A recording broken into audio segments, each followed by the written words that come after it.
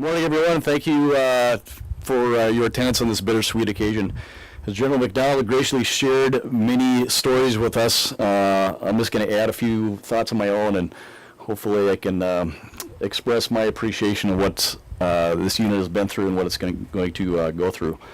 It's difficult to see the record, like was mentioned earlier, of the best units in the world flying and maintaining aircraft come to an end. Manned aircraft, I'll say.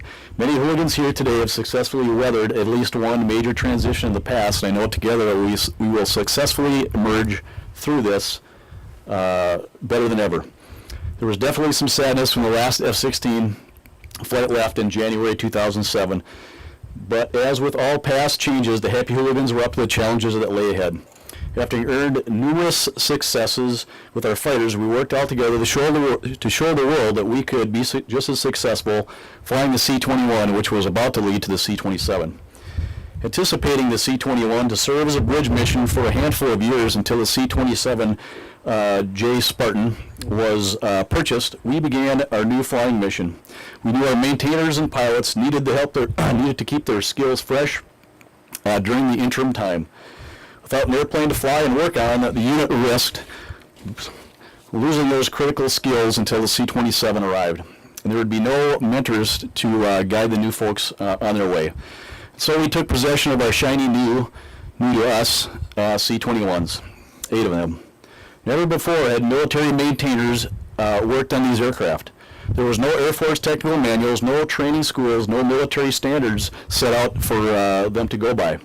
Our airmen needed to figure out how to use Air Force processes they had been trained in and to develop a maintenance program that met civilian FAA standards for a plane they had never yet before seen. A lot of hard work went into the understanding of the C-21 and its systems, not quite like the F-16. Our specialists in avionics, hydraulics, engine, airframe, fuels, crew chiefs, etc., all honed their skills in this new jet. Methods were documented, data was updated, processes were created. And by July, just 6 months after we received our C-21s, our airmen announced that they would be able to take over complete maintenance from the contractors by September, a full month before the scheduled handover date was to occur. Yet it was another historic happy hooligan first. Here's some more history on our C-21s. When they arrived here in Fargo on that cold January day of 2007, they were about 24 years old and had just been saved from a final trip to the boneyard. And for those who don't know, the boneyard is where old airplanes go to die. Okay, let's think about that for the moment. 8 aircraft that the Air Force was going to send to the boneyard, they sent to us. So we received them, and what did we do? We did what our maintenance group does the best. They got the jets in such good condition that they are still, by the way, the best maintained C-21s in the Air Force inventory. Another thing that a lot of folks don't realize is that 4 of those 8 aircraft, as we speak today, unfortunately they took our Happy Hooligan paint scheme off the tail, but they are still flying the skies. So let's think about that. Those were 4 airplanes that of the 8 that we had that the Air Force was going to send to the boneyard. So we took them, our maintenance group took them, made them better, and the Air Force took them back to send 4 of their airplanes to the boneyard. Pretty pathetic if you ask me. And, oh, by the way, something that's interesting that just gives more credence to what our maintenance can do. The maintenance that was made on the Air Force airplanes was contract maintenance. That tells me, and I know that you all know. So let me get this right. Our maintenance group maintains jets better than any organization out there, military or civilian. Since their manufacture in 1983, the U.S. Air Force had relied on civilian contractors to maintain those C-21s and ensure they met FAA standards. But as I just stated, perhaps the Air Force should have had our maintenance group show the other units how to maintain those airplanes to our high standards. Many other achievements followed for North Dakota and the C-21. These aircraft have traveled to more than 20 countries on various missions. During 2009, we deployed to Qatar with the C-21s, including the C-21 tail number 8400064, which resides on a ramp to the west of us today. It is destined to depart, as mentioned earlier, to the Air Force Museum, which is a fitting tribute.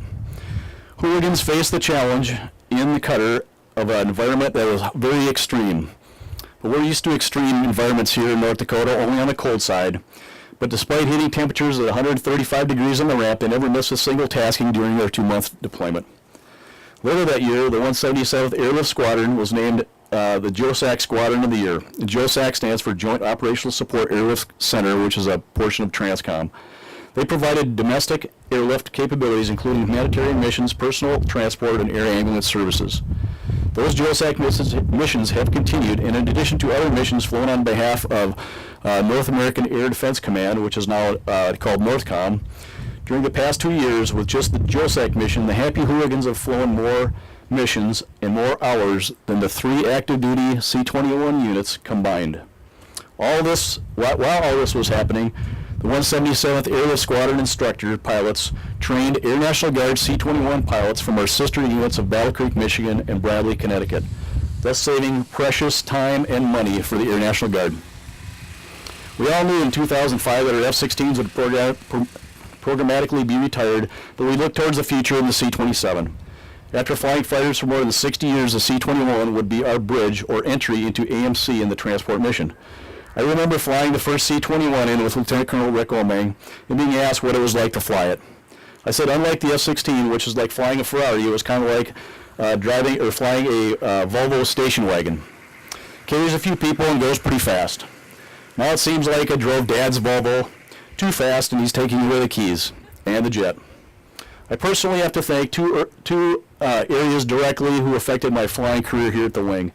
First, if it wasn't for the superb aircraft that the 118th Maintenance Group provided me and my fellow aviators for the past 25 years, I may not have made it home to my family. I have lost friends who never made it back while piloting a jet of questionable quality. An ACES II ejection seat was never called into service to free one of our pilots from our F-16s. I never ever questioned the quality of the jet I was about to fly, and I'm extremely proud to tout the flying safety record of the wing. Yes, pilots had a great part in that safety record, but our maintenance equally shares in that record by keeping those jets in great shape. I know all the pilots who have flown the Hooligan jets share my feelings, and I have friends in other Guard units that only wish they had our quality maintenance. Second, but tied to first as well, is the 119th Wing's Fire Crash Rescue, or what we all know as the Fire Hall. Call them our safety net or warm blanket. They were always there, and we knew they were in place if needed. Yes, there were times that either the F-4 or the F-16 that I was flying had issues. These issues are not due to our maintenance, but to failing parts that no one could predict their failure. When these times happened, our fire department was waiting to assist and make sure I was safe from harm. When I had a dual generator failure in the F-16, they were waiting to assist if anything went wrong on landing, and thankfully nothing did. They put our lives in front of theirs to make sure we were okay. It's hard to find words to express my thanks to those who do such service to their fellow man. To all the wing personnel, no matter what you do, thank you for all your hard work, your dedication throughout the years and today. You have always excelled and will continue to do in our new missions.